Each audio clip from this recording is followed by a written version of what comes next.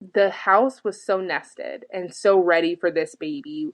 Our hearts were ready, Hmm. our bodies were ready, our spirits were ready. Um, it was just time. It was time to meet the baby.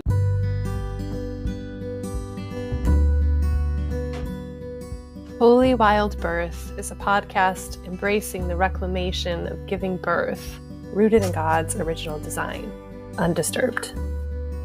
Here, we share homebirth stories highlighting God's presence as the great midwife, as well as conversations about all aspects of a holistic, spirit-led childbearing year. From the perspectives of myself, traditional midwife Lauren Hall of Rooted in Eden Private Contract Association, and me, holistic doula and birthkeeper Brooke Collier of Sister Birth. To choose a holy wild birth journey is to consecrate all your decisions unto the Lord. And to reclaim creation unadulterated by centuries of human attempts to control and improve upon what God has already called good. Please remember, birth is not a medical event, but a natural process. We are not your care providers, and this should not be taken as medical advice.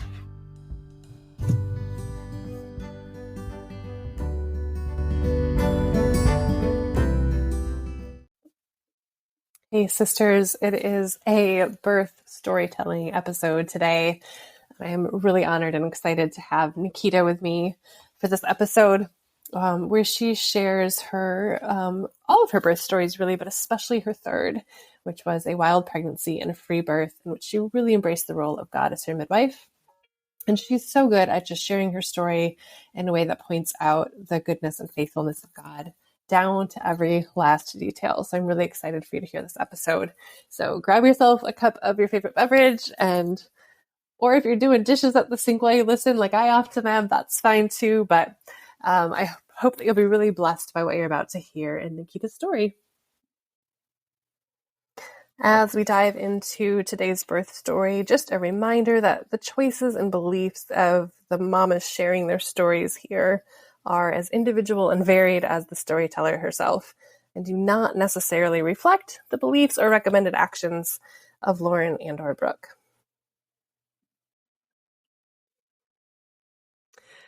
Hi, Nikita. Hey, Brooke. Thank you for being here. Yeah, I'm so glad to be here. I've been excited about this. Me too.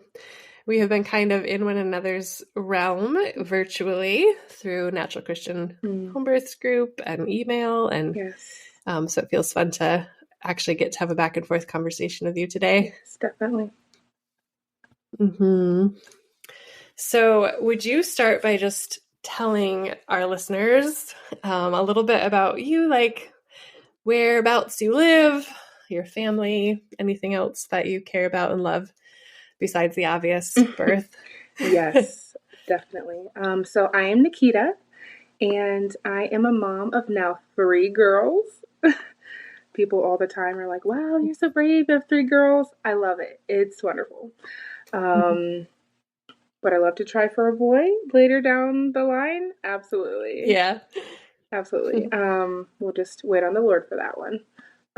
Yeah, so I live in Ohio, and I was born in California, and actually was adopted. And me and my brother were adopted by my aunt and moved to Ohio. So we're here, and Oh, wow. I am married. Good. Yeah. And so I know we're mostly going to talk about your third birth today, because if I understand correctly, you had a pretty big kind of awakening and coming home to God in new ways between your second and third. Is that right? Yes, definitely.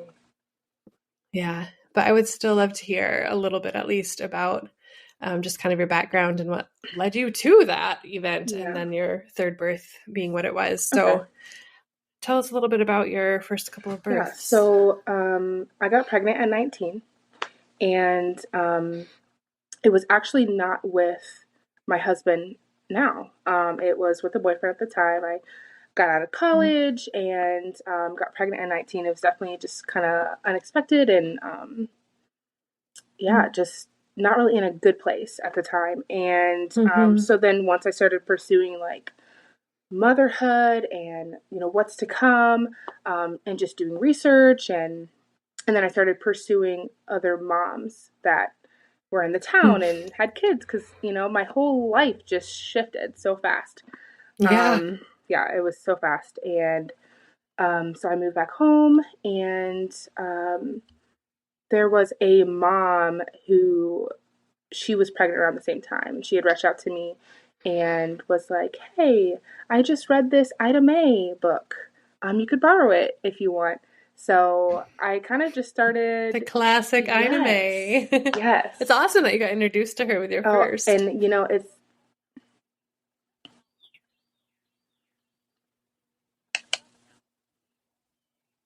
yeah, so it was definitely a God thing, leading this woman into my life.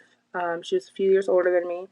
And yeah, so she started introducing to me about like all natural birth and potentially having a midwife and just this whole thing that like I'm the baby of the house. I don't have a younger sibling, younger cousin, anything. So I was really the first one to, go this route. So I definitely know that God sent her my way to inform me because a lot of moms don't know. And then with that, I was afraid of the epidural.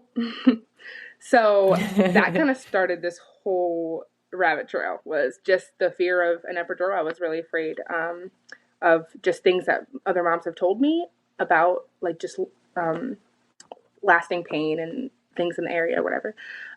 So the first one, I really wanted to have a home birth. And I was like, I want to have a home birth. So I found a midwife in my area. And like I said, I moved back in with my mom. So she really was apprehensive about it and really kind of scared. And her fear kind of trumped the situation. Like I said, I moved back home. It wasn't my house. And I don't know. It definitely was a bummer because I kind of had my heart's intentions on that. And, my mom just wasn't on board. And like, we just didn't know, and all the birthing classes that you go to are just really kind of a joke.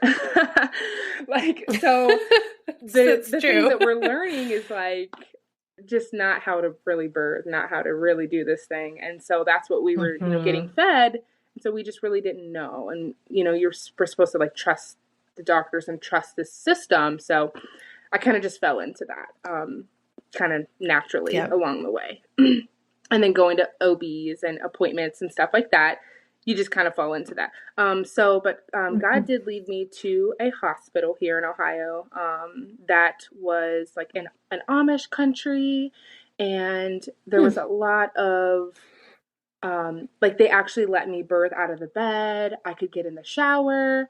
I could bounce on a ball. They actually had a birthing pool and I could get in it, but I just couldn't birth in it. So for my first birth, not having a home birth, I would say I was so thankful for the location and where I was. And, where God just kind of led me for that one. So, and now looking back, there's things, like there were certain people that were like, my dad showed up and labor just kind of stalled. Like at the time I didn't really know what was happening, but like there was way too many people in the room. There was way too many voices. And, so that was a 24-hour labor. That was a long labor. And for my first one, definitely learned a lot.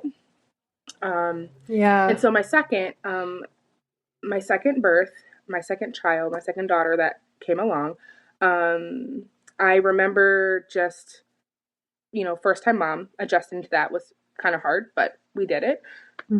I remember praying and asking God, just give me one more summer not being pregnant. I just want one more summer to just enjoy myself. And well, he gave me that summer because I did not know I was pregnant.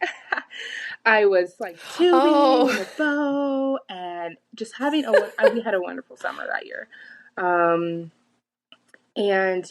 So I just thought I couldn't lose this baby bump. Why can't I lose this baby bump? Why, Oh my word, I was how pregnant, funny. and the first sign of pregnancy was a kick. I was 4 months pregnant. Are you kidding me? I'm really bloated. I might just be backed up. I don't know what yeah. So I was 4 months pregnant, and I may have just been in denial, adjusting to the first. I Yeah. think I was really just in denial and not ready to be like, yeah, here's the next. So they are 18 months apart, and that was wow. That's close. Definitely Yeah. close. Yeah, that was a 1-year-old and a newborn. So for her birth, I was like, all right, I'm going to do this home birth thing. And so how my husband ties into this is when I was pregnant with my first, he met me when I was 2 months pregnant. And yeah, and he was just getting out of divorce. I was getting out of this toxic relationship, and I was young. And he met me when I was 2 months pregnant. And the day that he met me, he knew I was pregnant. And we went on our first date the day we met. It was like love at first sight. Fairy tale love story. It was amazing. That's crazy. How beautiful. Yeah. And so he stuck with me. And after our first baby was born, we got married about 5 months. 5 months later, we got married. So became a family. Wow. And yeah, so that was so neat. He's wonderful. He's a wonderful companion, wonderful dad.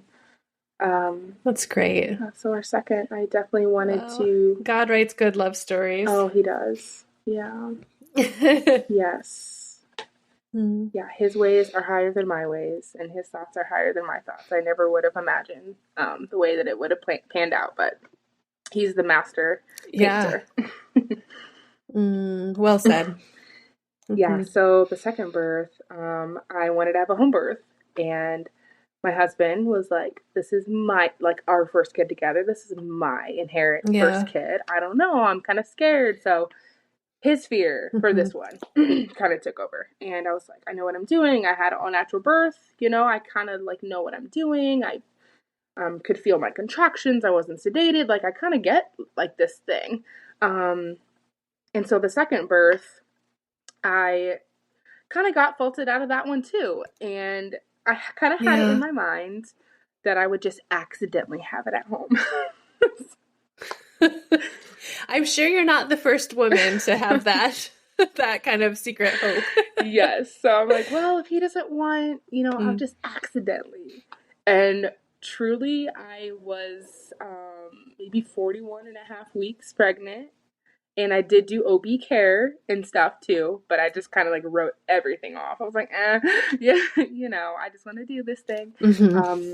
Yeah, so I was 41 and a half weeks pregnant, and I went into labor at home, and I knew I was in labor, and it was wonderful. It was in the middle of the night, and yeah, I just was really gracefully doing my thing, and I did not wake him up. I just let him sleep because I'm like, this is great. This is what I want. And my baby was sleeping, and yeah, and it got to the point. Yeah, you were in the zone. Yes, I was in the zone. It was so wonderful. Oh my goodness, it was perfect. And I ended up moving to the tub because I'm like, I just want water. I just really felt the need for water, so I filled up the tub real high, and I labored in the tub. And at that time, I was truly in the zone. I was just encapped with birth. I was moaning pretty loudly at this time, and just just really in the zone. And he woke up hearing me, and he's like, you're in labor, you're really doing this. I'm calling my mom. I gotta call my your husband sometimes can freak out, and this is his first child, so he's excited but he's scared, and he's like, oh my gosh, we gotta get you to the hospital, we gotta do this. So he starts grabbing bags and I'm just really in the zone. So when he calls his mom, and his mom and his sister show up, and they're kind of anti-all-natural, anti-breastfeeding. Okay. I know it sounds strange, but I don't know. They just are. No, I don't think that's strange. I think that's sadly common. Yeah, but and was it part of the original plan that they would come to that birth, or was this unexpected? Okay, this is definitely unexpected. I think he kind of called for support or backup just because he didn't know. He needed an outlet at the time. I think just I need to tell somebody she's doing this, and I can be Yeah. pretty strong-willed. So I think he was like, okay, I need to call somebody. And I'm like, no, I'm okay. He's, even though I'm fervently moaning and groaning and just kind of, mulling this over in the tub. And so we called his mom and sister, and they show up. And I just remember them getting me out of the tub, drawing me out, helping me get dressed. And we are driving to the hospital, and it's like every contraction, every bump. It was a pretty crazy car ride. And then, yeah, I get to the hospital and I start bawling my eyes out. I start crying, and yeah. And like I said, me and my husband, we got Just married. like, what were the tears about? Was it like, Well, I don't want to be here right now? It was like me and my husband got what were the married, tears? and so I moved to his hometown, which I love. It's beautiful here in this mid-Ohio. It's wonderful. So pretty. And so we moved here, and so I haven't really got established here yet with like doctors. I've never even been to this hospital. So it was just a complete place of unknown. And and I think the root of the tears was like, this isn't what I wanted. Like, here I am again. Like, this isn't what I wanted. Yeah. I hear that. Yeah. Definitely. Yeah. So, yeah, that was pretty painful. And then, we're standing outside the hospital, and I remember him giving me a hug, like, we're here, we made it here. Like, can we like move forward? And, just really trying to calm me down. So, I'm like, all right, like, yeah. So I get in the wheelchair, and, they ask you a million questions, and you're wheeled to your room, you're wheeled to the first room, then you're wheeled to the next room. And it's just like, and I'm just like, so much hullabaloo. So much. And then like, I feel like the fighting starts, you're wrestling with these people. And it wasn't like an Amish-y hospital that I was at the first. It was definitely, city hospital. And I definitely wasn't treated the same way as the first. It wasn't more of like, the first one felt more like a birthing center. And the nurses were like, they've seen natural births constantly with, with women in there. So this one was like, they never see an all natural labor. So, gotcha. Yeah. I, was fighting to get out of the bed, to just use the restroom. It was like, yeah, it was definitely hard. And then of course his mom and sister stayed. My mom comes, my sister comes, and it was okay. I definitely feel like I was stolen that birth, and I struggled with like resentments toward like his mom and sister, because I'm like, you guys literally pulled me out of the tub and dressed me like I was really vulnerable, and so, but it was only 4 hours at the hospital, and then the baby was here because I was so far along that in my birth. That's like 4 hours at the hospital, baby was here, and then afterwards they told us that the baby was having trouble breathing. Well, I would get yelled at because the baby would fall asleep on me while laying in the bed, and I needed to put her in that like plastic tote thing. So that was like a wrestle, and then like, but the baby was healing with me. We were healing together. We were bonding, and we would fall asleep together, but that's like a big no-no. And so anyways, I put her in the plastic tote thing, and when I fall asleep, and when I wake up, she's gone. And I wake him up, and I'm like, where's my baby? I'm like freaking out. Like, where's my baby? Where, they took her. So he's jumping up out of a dead sleep. We just experienced all this labor. And here she's like in the NICU, hooked up to oxygen. Like, nobody told me. No, like, it was just. Oh, no. It went from like bad to worse. It was definitely pretty traumatizing. And then, long story told short, there was nothing really wrong with her. They kept telling me, when you give birth naturally, sometimes the babies have a harder time adjusting. Are you kidding me? And I just kept scratching my head, like it didn't really make sense. Like, the doctor was so serious too. I mean, so serious. Like, we see this when women give birth naturally, the babies have harder times adjusting, and her breathing's very sporadic. Yeah. She's just adjusting. Oh, my word. And they overreacted. They want to rack up the medical bill, et cetera, et cetera. Yep. And that makes me feel angry. Yes, girl. I'm sorry that happened to you. All of that. Yeah, and and that actually went on for like 4 to 5 days. And I had to go and see her in the room. And like, No.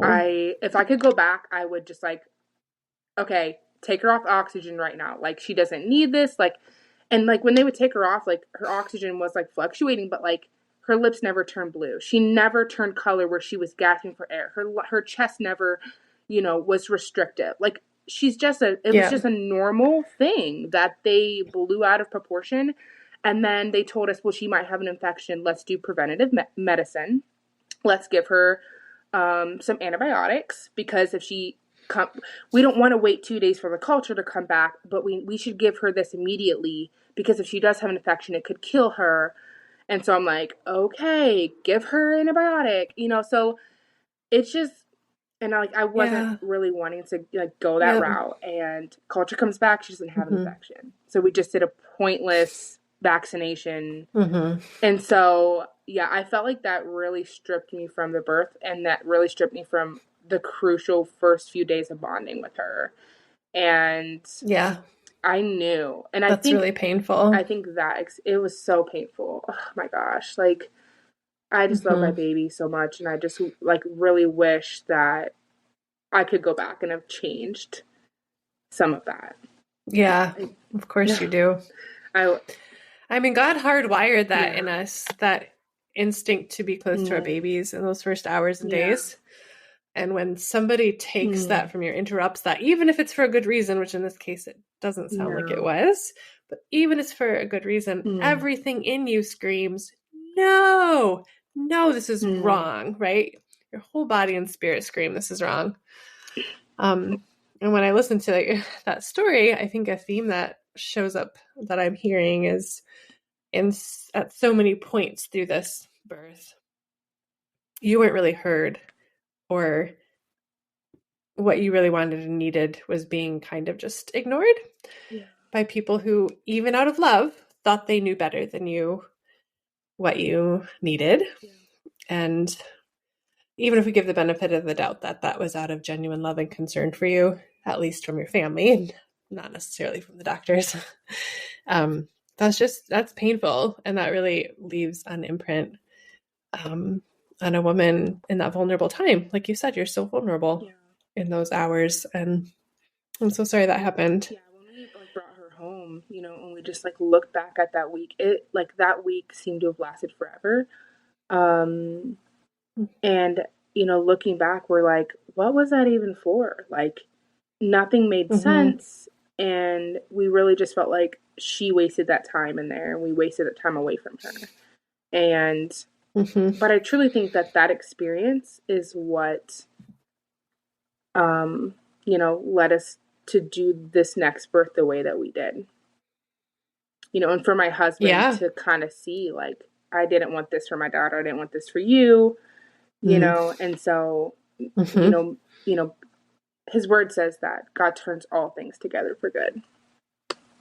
Yeah. And I definitely think he used this bad situation, this hurtful situation, this painful situation, and he was able to turn that for good and open my husband's eyes to, this vast difference between a hospital birth and a home birth.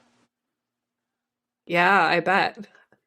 That's awesome. That's awesome that he was able to see that and choose differently with you next time. And so it sounds like that helped bring you two into more unity about what any future births would look like. Definitely. And so how long ago was that? How old is your second? She is 3 now. She just turned 3 a few months ago. All right. Okay. So then tell me a little bit about how you guys decided to grow your family and have a third. So definitely different. The second I didn't know I was pregnant, it was really kind of unexpected. This time around, I really felt like God took me and my husband through this like spiritual journey. And God led us to this one church where we just felt the Holy Spirit so strong. And that day we received the baptism of the Holy Spirit. And it was something that as Christians our whole lives, we grew up kind of, knowing about God. it was definitely a radical transformation. I've never experienced, I guess, the Holy Spirit in this way, or the power of God in this way. Um, it was like more of like a charismatic, Pentecostal like church, and Yeah.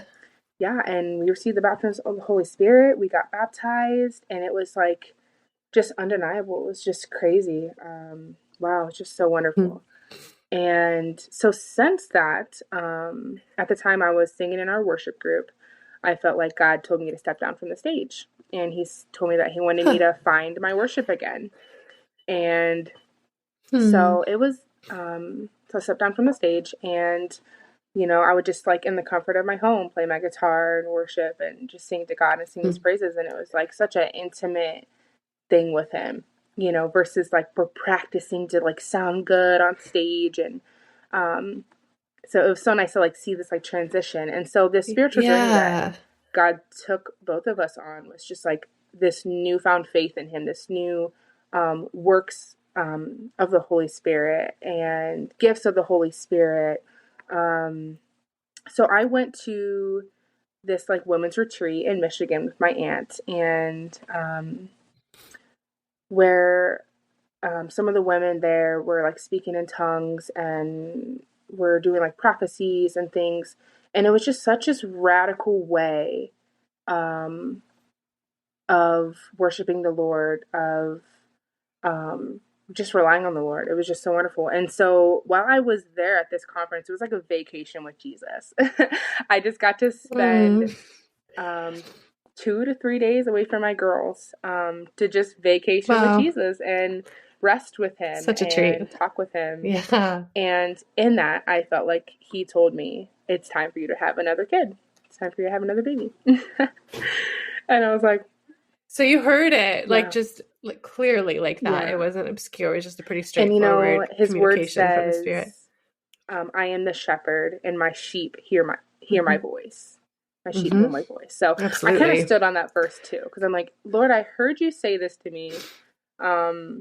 And I know you. You are my shepherd. I hear your voice. So I kind of stood on that. Like, this is what I heard. Because I didn't want like the devil to come in and, you know, just, steal that away from me. So then I came Yeah. home just on a complete spiritual high. And I go to my husband. I'm like, I feel like God told me to have another baby, told us to have another baby. And he was like, whoa, wow. And it was like, at first he was all for it. And I really think it was just a spirit thing.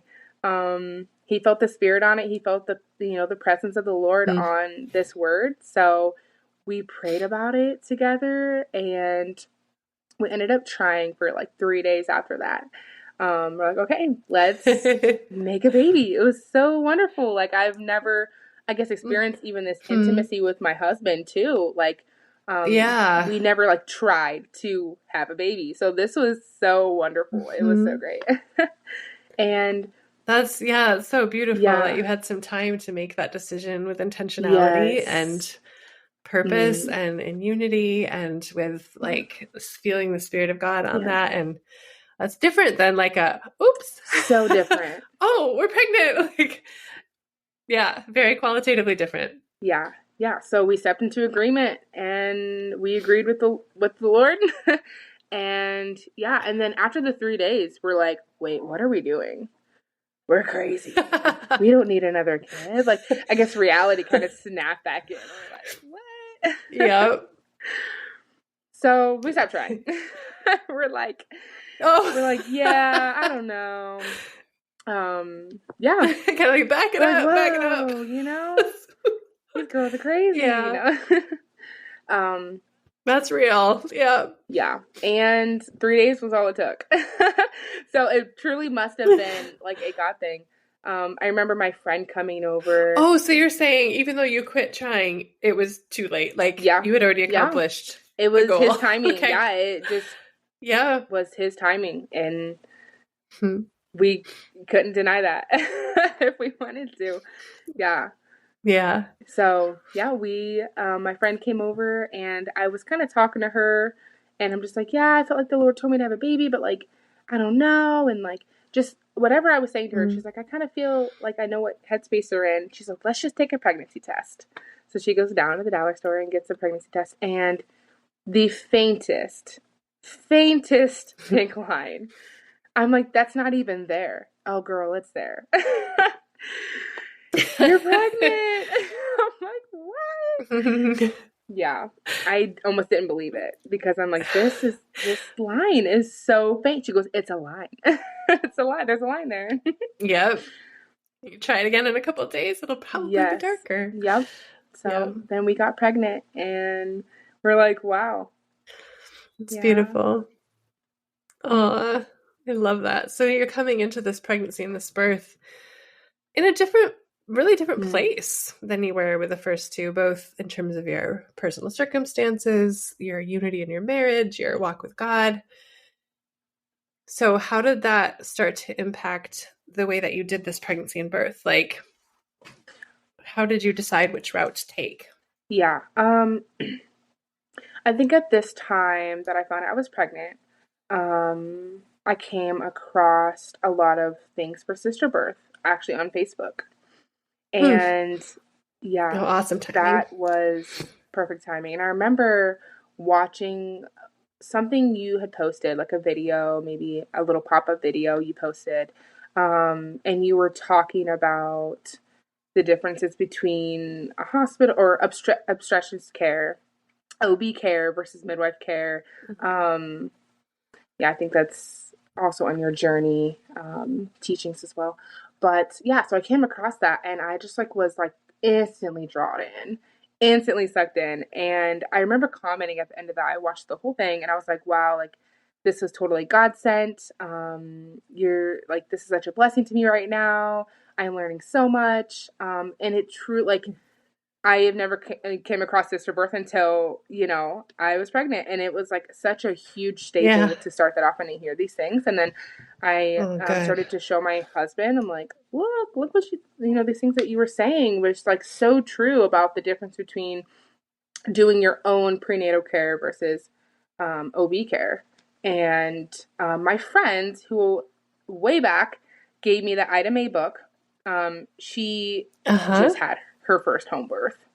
So, before sweet. I was pregnant with my third. So she went unassisted with her pregnancy. And so then I started reaching out to her, what do you do? How do you just don't do any prenatal care? What does that look like? Isn't that scary? What do you do? I just wanted to know, if I'm doing this, what do you do? And she's like, yeah. She's like, I have a Doppler. I'll use it if I want to. And just these things that she was saying was completely radical, just completely different than, with the first two. Yes, I had all natural births, but I always pursued, OB care. I had, it was under care. So, right. So it's a massive paradigm shift you're going through right here. Oh my goodness. It was wow. And so for God to tell us to have a child, I think I was able to stand in that space and stand with him. Okay, Lord, if you want me to do this, then I'm going to do this with you. And I remember one of your teachings said, God is my midwife. So I'm like, okay, God, you're my midwife. And I think I made up in my mind. I just surrendered to that. And I was like, let's just take it a week at a time and see what is this about. And love that. Yeah. And what I found... It was you went through the Trust God, Trust Birth workshop, right? God, didn't you do the 5-day series? Yes. Yeah. Yes. I love that you just took that, God is my midwife. I'm going to own that and run with that. And people would ask me. Yeah. What are you doing? God is my midwife. Up until the birth. You're walking it out with him. Yeah. Yeah. That's awesome. Yeah. And it's neat that he sent that friend back around again too. Yes. And she was further down her own journey at that point. So you had that friend who was just a few steps ahead of you. Yeah. In the process, who could walk with you too. It sounds like he first was okay, it's time to have a baby. And the secondly was let me resource you now. Absolutely. Right? Yes. Wow. Here's this Trust God, Trust Birth thing that you need to hear. And here's this friend who can walk it out with you in real life. And that's just him showing himself right out of the gate. It's like, I really am going to be your midwife here. Exactly. I have the resources that you need to do this. Wow. Exactly. Wow. Mm-hmm. Yeah. Yeah. So with that, I just kind of, took it 1 week at a time. I did go to our local like pregnancy center and got an ultrasound to confirm pregnancy and just to get one.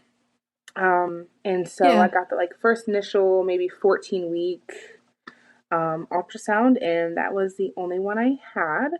And so yeah, each week and like as I went further along my pregnancy, like at first there was fear because I was kind of like afraid to tread these new waters that I've never done this before. And we did pursue a midwife. I think also this was kind of for my husband. And we sat down with her for a few hours and had our first consultation. And then at the end of it, he's like, you can just do it on your own. Oh, really? So I think that meeting How interesting. I think that meeting with her was just for him to get on board with me once again. Yeah.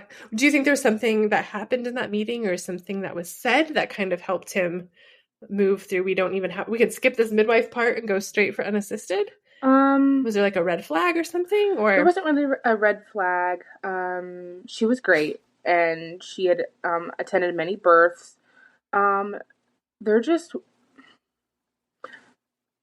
She seemed really nice, but I don't know.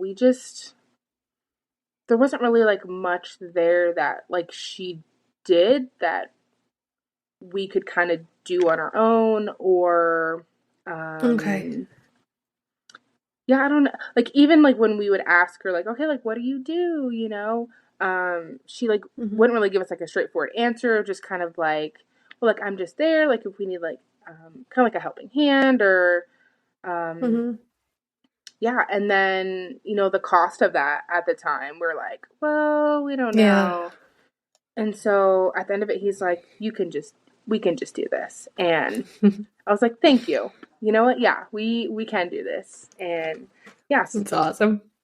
And yeah, as I pursue you did not have to convince him here. This was not like a fight or like lots of long conversations. Right. Like even this part came easily. Yes. The decision just because I think a lot of people do like the hospital birth and then they'll do a midwife with a home birth and then maybe they'll do the unassisted, but you guys skipped that middle and you did that skip. I'm struck by how easily that leap happened for the two of you without it being a long drawn out conversation. It just seems to me like, again, another evidence of God's hand in that he was leading you both in step with one another.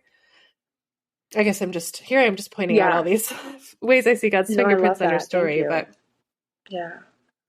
and as I was doing this, like I started to be really in tune with my baby.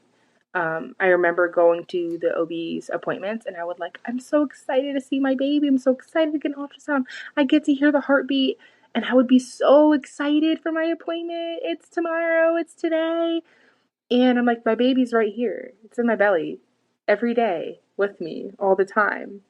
But I was almost like trained to like wait on these chances that I would have my appointments. And so doing it myself, I started being really in tune with my baby. And my eyes were really open to like, wow, I could not believe I did this any other way. And also with God just providing resources, locally there was this village, it's called Village Prenatal, that kind of opened up, and it was just pregnant moms to meet, and it was kind of geared around home birth and stuff. So he sent me that resource, and I was able to go to these little meetings, and they were so quaint, and the food was so dainty, and it was just so homey, and we kind of sat on pillows in a circle in the living room. Oh, I love it. And there was a lady there that did postpartum care, and I think she kind of partnered with this birth keeper in training. So a postpartum care doula and a birth keeper in training, they kind of partnered together, I think, to kind of promote their business and to draw in pregnant moms and clientele. So they partnered together to create this little once a month meetings. And so God Mm-hmm. sent that my way, and I was able to attend that and just gain so much strength being I bet. around That sounds really lovely. other pregnant mamas who were wanting to pursue this home birth journey. And Yes, that's yeah, so I huge. gained That makes actually such a difference. this birth keeper. She did attend my birth as a Mm-hmm. friend. So we became really Oh, close friends sweet. there. And then I Oh, also beautiful. hired the postpartum doula. She was wonderful. So, Nice. It's so good. yeah. So good how all that just came together. Yeah. So that was one of my questions for you is like, when we talk about having a wild pregnancy or an unassisted pregnancy, that can at first glance look like just negligence or just like choosing to ignore stuff. But really, it's just a different way of caring for yourself that comes out of a different mindset. Yeah. And I'm seeing all these ways that you did some clinical stuff, probably like listen to your baby's heart and whatnot, but you learned a different way Yeah. of tuning into your And baby even and the taking care of one meeting I yourself went and to, community.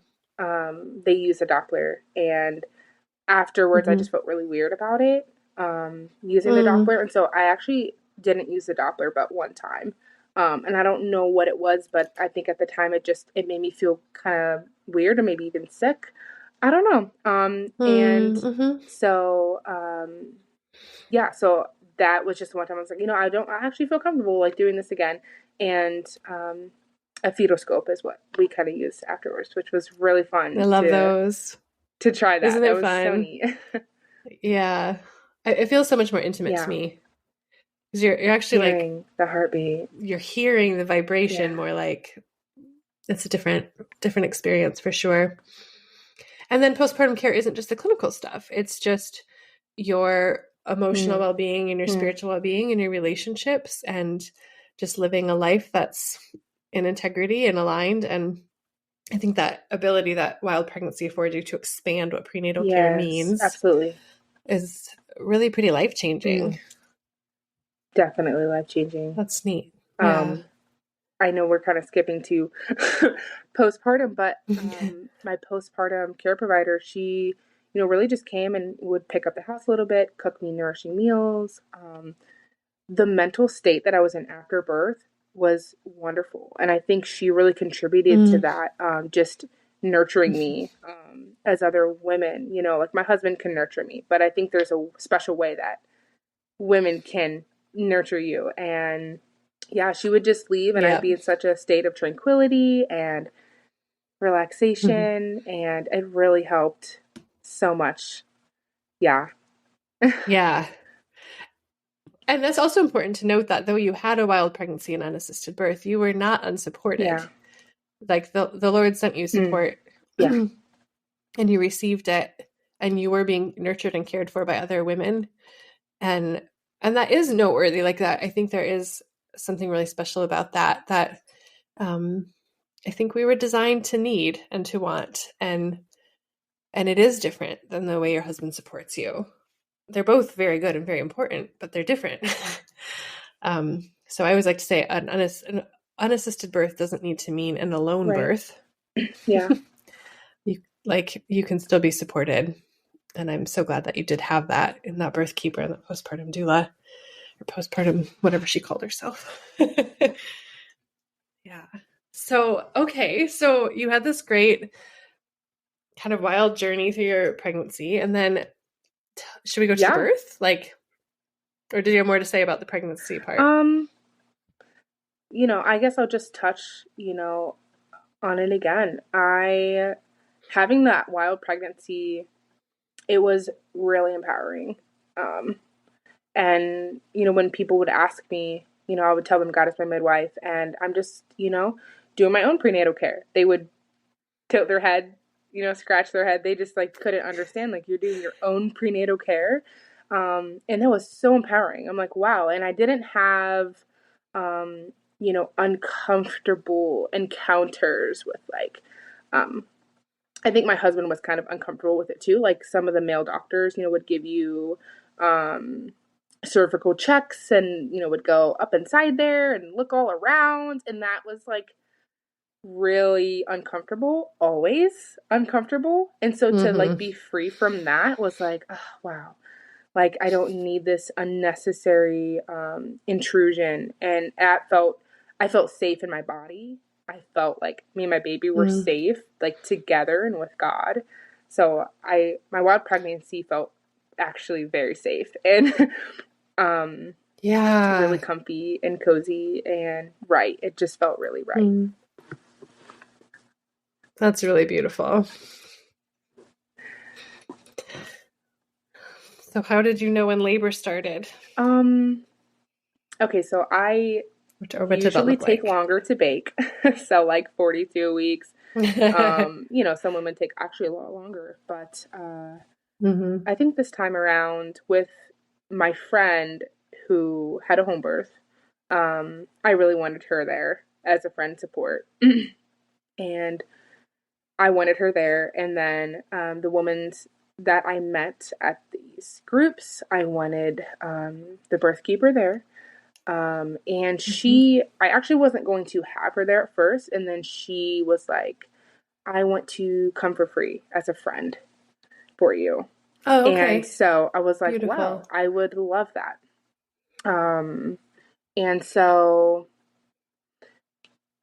and then there was a weekend that looking out of the schedule. So I'm getting like, 35, 36, 37 weeks along. And just looking out of the schedule, there was like a weekend that just like was kind of highlighting to me. And like, so like I started a group chat with like my small group of people that I wanted there. And that did not include my mom.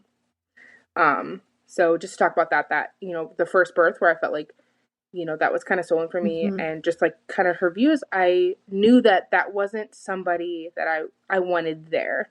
And I knew as soon as the baby's born, you can come and, just like pick right up. But during that vulnerable time, she was someone that I knew that I didn't want there. Same for my husband's mom and the sister, because of that, situation with the second. So I definitely, through the birth journey, I was able to purge, people from that space and be okay with that and be, safe with that. So, the people that I chose, I created a little group chat and I said, well, let's just try for this weekend. I feel ready. My husband, he came to me like 2 days before, I self-induced, and I'll tell you how.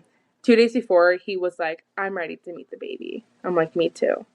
And so we really felt ready, him and I together, and I felt ready with my body with doing my own prenatal care. I think at this point I just felt ready. So I was 39 weeks and maybe 2 days. So I've never had a baby this soon. And my babies have always been like almost 9 pounds or a little over 9 pounds.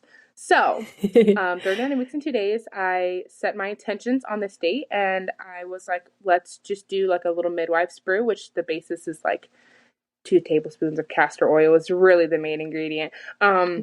So I said, let's just take this in the morning and just see how it goes. And so I self-induced and started having contractions. You have some bad side effects, but so just one dose of Midwife's Brew did it for you? So it was one dose. Or did you have to do more than one? It was maybe 2 to 3. Kind of spread out. So like the first one, started initial contractions. We went like a few hours and just kind of just had like light contractions, just really trying to get labor started. We were trying to. Yeah. And then we did like another dose later in the day. Kind of still the same consistent motion. And then actually that night things really started to pick up. For me that night, things started to pick up and I was just like, wow, I'm so ready to meet my baby. Like, I can't believe this is happening. I can't believe this is working. Either it's going to work or it doesn't, either I'm ready, my body's ready and this is going to happen today, or it's okay. It's not. We'll just wait, longer. And that's, I was okay with waiting too, but I was really excited. So that night things really picked up and I like called some people. I was like, hey girls, I think I'm really going to labor. And, one of my friends I invited, one of my mom friends, she brought her son, her 10-year-old son, and yes. 10-year-old, okay. So I didn't know, she was going to do that. I think she was kind of like in a, like, I don't know, maybe fighting with her husband at the time. So they just kind of fled the house and like came over. Oh. So my birth kind of stalled. And so as I was bouncing on the ball or like just laboring at home, I felt like I had to kind of cover myself a lot. And that, you know, consciousness of having to cover my nakedness, I guess, from, you know, this young boy, I think really kind of stopped it. So that was very unexpected. And I my friends bet. were like, you know, if we want you to ask, you know, if you need to like have them leave, you know, I'm like, you know, I'm just going to go to my room. I'm just going to go to bed. It's getting late. We've tried to do this today. I'm getting tired. I want to go to sleep. So as I slept, whoever left, and we were down to 2 people, which was so nice, actually. And I love the birth journey where, you know, we talk about birth loves to be undisturbed. And also one scripture, I don't know in entirety, but, you know, it would talk about, if you say to this mountain, be thou removed, and you believe in your heart, nothing wavering, you can have whatever you ask, pretty much. Right. I wish I had that verse written down. So I guess that's where, when I self-induced, I kind of stood on the word, like, if you say to this mountain, you know, and you believe in your heart and you don't doubt. So I thought, okay, we'll have this baby today. And so, but we didn't. We went to bed that night and we woke up the next morning, and that's when contractions kind of started again. And that, okay. We woke up and contractions were starting. So we must have like done enough work. Actually, now that I'm remembering, that day I did lose my mucus plug and I had some bloody show. So that's when labor really started to pick up. But then, you know, unexpected company came in and that really kind of died it down. So the next day my body was pretty ready from that working day. And then you'd had a good sleep. I had a good sleep. You had your crowd had thinned out, so to speak. I woke up and ate a wonderful breakfast. Where, you know, when you're in the hospital, you're not eating, you're not really nourishing or hydrating. So I woke up and ate a wonderful breakfast. I had an appetite. And labor just kind of progressed on. And it was pretty opposite of my other births, because this time around, I felt the need to lay down a lot. And when I would walk around, nothing would happen. But when I would lay down in my bed or lay in a recliner, contractions would really pick up. So this was something I never experienced, where like the other ones I was on the move, squatting or leaning or ball bouncing. This time was a lot of laying around, and my contractions would get really heavy when I would lay. So that was definitely different to birth this time, to kind of birth like that. And yeah, it got pretty heavy. I got in the zone. The friends that were there. And obviously my body was like, okay with, you know, who was there. And my girls were there in and out of the house, you know, a little bit. So they got to experience this with me. And, I had my beautiful lights hanging up and my birth pool was ready, and everything was the house was so nested and so ready for this baby. Our hearts were ready. Our bodies were ready. Our spirits were ready. It was just time. It was time to meet the baby. And so as things just like progressed on, later that night, it was around like 6 o'clock. I was like, okay, I'm going to get into the birth pool now. It's time. So we get in the birth pool and I'm just like really moaning. We're really in the zone. And as I was in the birth pool, it's just so amazing. Wow. I remember like the contractions are super strong. I'm swaying. I'm leaning back and forth. My body sometimes would just feel like uncontrolled, just because like the contractions in the birth was just kind of taking over. And so I just really wanted to stay focused in like, and, you know, not letting like it get the best of me, but just kind of stay focused and rooted in like, okay, this is okay. These contractions are okay. I'm going to meet my baby. And so I'm in the pool and I remember letting out a really big scream. I was starting to feel pushy, actually. Starting to feel pushy. And so I remember pushing a little bit on like instinct, and I let out this really big, growly, high-pitched scream. I don't even know what it was.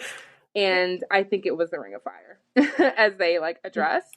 But that was like the Okay. only Uh-huh. time I really lost like composure or really lost control was like at that moment.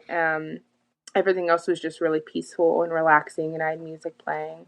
And then after that, I felt a lot of pressure in my butt, and I had asked my Mm-hmm. husband to put counter pressure. So he like, um, they went and got a washcloth for him, and he put counter pressure on my butt, and I had Great. went to go push again, and my water broke. And me and him look at each other, and it was like a pop, and he felt it in his hand, and we both were like, "Whoa, did you feel that?" And we're like, "Wow!" Like so.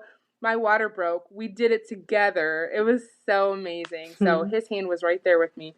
And then the next push, I'm like, please keep the counter pressure on. Please keep it on. You know, it just like felt the best. I needed that. So he's like kind of like reaching over the pool with me.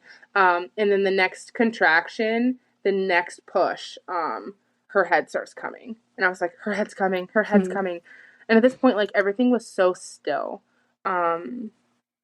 I read in the Bible literally today, and it said, "Unto us a child is born." And, and it was just like this still moment of like, here's her head, and I'm talking through it like, here's her head's coming out. And like slowly this baby is like just pushing her way out. It was just amazing. And I'm Yeah. easing her head with my hands, and I said, wow, her head's out. And then next comes her shoulders, and I'm still with my hands easing her way out of there. I was like, her shoulders are out, and then after the shoulders, she just slipped her way out. And I was like, my baby's here. She's here. I'm holding her. I'm holding her, guys. I'm holding her. Like, I just remembered, like, wow, I'm holding her. And I'm like, what? What? Because, like, Wow. all the heavy pushing was done, and then she just kind of came so easily. It was just like, wow. And I like paused a moment, and then I grabbed her arms and like just pulled her gently up against my stomach. And it was Beautiful. just so wonderful. Like I was just in such disbelief. Like I just did this, guys. Like I just did this. This pregnancy, we did that. This birth, like we just did that. Like wow. Oh my goodness. And I knew instantly as soon as I pulled her out of the water that it was a girl. So we also didn't know the gender. Yeah. So I knew as soon as I pulled her out of the water, I said, this is a girl. And sure enough, checking, it was a girl. And my husband pounded his chest. He's like, I'm just a girl's dad. He was That's so cute. excited. Oh my gosh. It was just wonderful. So wonderful. I Wow. love my baby. I It sounds so love perfect. her birth. It was wonderful. Yeah. She was just so Even precious. like obviously our listeners can't see you, but I Yeah. can see you, and just you can see like the joy that Mm. still radiates through you when you just think about and tell that Yeah. story. Yeah. Such So rest, such precious. peace. And we were Mm-hmm. home. There was nothing to come but just to relax and rest and breathe and heal. And that Yeah. same stillness that was there in the beginning, that same guidance from the Lord that was there in the beginning. His word says, like, he who began a good work in you will complete it until the day of Jesus Christ. Amen. He completed this good work in me and through me with this Yeah. baby. And he Mm. delivered us Mm-hmm. safely and simply at home. So perfect. What a gift. Yes. Hmm. How did the placenta come? Yes. So pulling her out, my cord it wasn't like really short, but she just kind of sat on my lower stomach, and but she was still kind of above the water. And so, I gently sat back, and I remember at this point was so nice to have that birth keeper, because Mm. after the baby was born, the seconds after, she's like, okay, gently sit back. She was that whispering ear for me, like that kind of really gently helped ease me into the next transitions. And I guess going unassisted like I did, I wasn't like prepared for. I just like, okay, I'm gonna do this baby. You know, we're not having midwife. We're just, you know, trusting in God, intuition based. So she's like, gently sit back. And so I kind of gently sit back and I just like really listened to her, and like she worked so well. Obviously, I wouldn't have had her there if I knew that, you know, we couldn't have worked like this harmoniously together. Yeah. And she's like, okay, just kind of keep your baby right there. And I'm just like, I'm in tears. I am euphoric, and my husband's kissing me. My daughters are chanting, and there was a lot of excitement, a lot of emotions. And yeah, she really was just like came in like a rock star and helped ease us into the next transition. Okay, now let's like gently push for your placenta, and how are you feeling? Let's get her more water. Let's get her more. And she really just took kind of control, and like I think moving forward, if I did have any more births, I would totally either have her or another like birth keeper there. That was so nice to just be pampered like that, and to just to let that kind of take its toll. So the placenta took a little bit longer to come out. It was maybe an hour. That I was kind of still sitting there and just healing with the baby. And I actually started nursing her just because I wanted to. I'm like, I just want to nurse her. And I think that may have helped kind of contract the placenta out a little more. Yeah, probably. And there was like a little, the placenta was pretty much out, but I think it was attached to some sort of like a lining, like the lining that the baby was in was still in there. And so like the placenta was out. Okay. And I, you know, unknowledgeable because I don't know much about the placenta.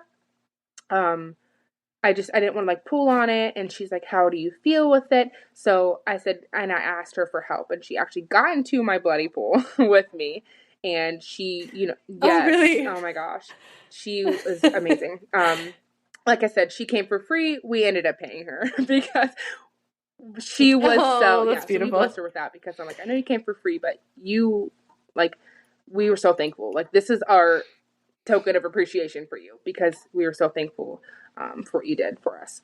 So she got in there and just kind of felt the placenta and was able to kind of just like ease it out of there.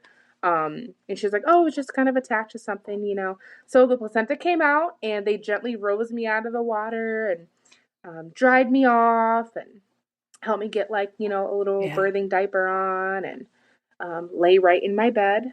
We had actually set up my living room so that way we had a bed downstairs, so I didn't have to like do any steps. So we came right out of the birthing pool. Oh, great. We had a bed set up in the corner for me and baby. So I was on the same floor as like the kitchen, and was more accessible to like the downstairs bathroom and things. So I didn't have to do a lot of walking around the house after. So smart. Yes. And I had like my bathroom stocked with pads and diapers and creams, and we had everything set up, you know, as if like the nurses were serving you and giving you all these things, and ice packs and, you know, everything. We were really prepared for the baby. And so it was so nice because like my team, I call them my team, we like really just took our time. I was like, let's weigh the baby. Let's weigh the baby. Who wants to do it? You know? So it was fun. It was so much fun. And then I'm like, okay, we did cord delaying. We're like, let's cut the cord now. And so this was my first time ever cutting the cord. My mom had done it the first time, and my husband did it the next. So it was kind of cool to do it myself this time. Got to cut her cord, and it just was so amazing. It was so relaxed, and so patient and inviting for those that were there. It was just really inviting, was really hands-on. I've never seen my placenta this way, and it was really cool to just kind of see what my body created. The lining that the baby was in, the pieces and parts that my body had developed and made to hold and sustain this baby was so neat to see. It sounds like you had really nice golden hours postpartum, though, where you could just take your time. You felt pampered just enough without it being like we definitely just took our time. And intrusive. It was very patient. Sounds like a really lovely, and it was very inviting for the people that were there. We were really hands-on. And yeah, I had never seen my placenta this way. I had never seen the little sac that the baby was in. I have never seen these parts that our body creates to hold and sustain our babies. So it was really amazing to just see that Mm-hmm. and to be hands on with it and to learn. It was really neat to learn. Yeah, totally. Oh, I love that you got to see that this time. Really, what a gift. That birth just sounds like a redemptive and empowering gift. Here's an interesting question. How or in what ways do you feel that going through that that pregnancy and birth and postpartum has impacted you as a person going forward? Like, what are the ripple effects of your birth experience into your life? I definitely think the way that this has impacted me and my family is first off to definitely trust God. When we hear from Him, and like you have pointed out, His fingerprints and His plan, to just surrender and trust to that plan. Um, I want to always, listen to the Lord because it brought me so much joy to do so. Um, and it has changed my life. This birth, they call it your redeeming, healing birth. And I'll say it definitely healed me. These past hurts from not getting my home birth and then, trauma in the hospital, it just wiped all that pain away. It's just amazing. I don't know how, but it definitely just felt right. It was really wonderful to experience that. And I could never go back. It helped me to really just take my care into my own hands, my baby's care, to kind of trust God, trust my intuition, not just for myself and my baby, but for my other kids, and any situation that comes along, to be intuition based and to listen to your instincts. It's so different than what we're taught to do. Yeah, Yes. it is. I mean, that's powerful ripple effect from your birth. Like that will serve you Thank well you. for years and years and years to come, and in many, many situations. Yeah. So good. Thank you for sharing. It's really I like to remind women that, like, when we share our stories with each other, we're giving Yes, thank you we're for giving a having me on. gift It was wonderful. It's good to to talk other to you. women. So thank you for your generosity today and sharing your story.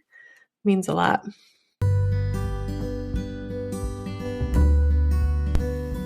Thank you so much for listening. We hope you'll be back and join us every week for each new episode. Please be sure to subscribe and share, get the word out there.